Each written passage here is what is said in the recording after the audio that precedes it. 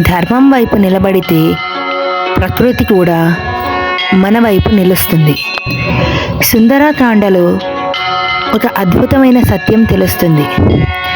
హనుమంతుడు సముద్రాన్ని దాటేందుకు మహాపర్వతం మీద నిలబడ్డాడు. ఆ క్షణంలో గాలి వేగంగా వీచింది. అది సాధారణమైన గాలి కాదు, ధర్మానికి మద్దతు ఇచ్చే ప్రకృతి శక్తి.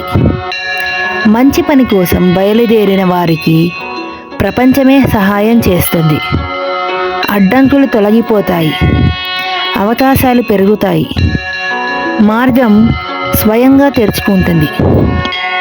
హనుమంతుడు తన శక్తితో మాత్రమే కాదు, ధర్మం వల్ల వచ్చిన దైవ సహాయంతో లంక వైపు దూసుకెళ్ళాడు.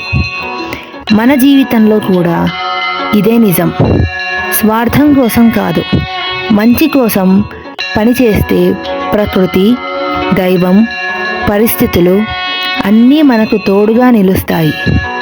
కాబట్టి మంచి పని చేయండి, ధర్మం వైపు నిలబడండి.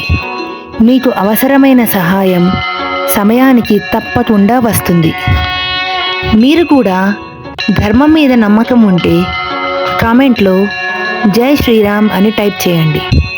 వీడియో నచ్చితే లైక్ చేసి ఇలాంటి ధర్మ సందేహాల కోసం సబ్స్క్రైబ్ చేయండి.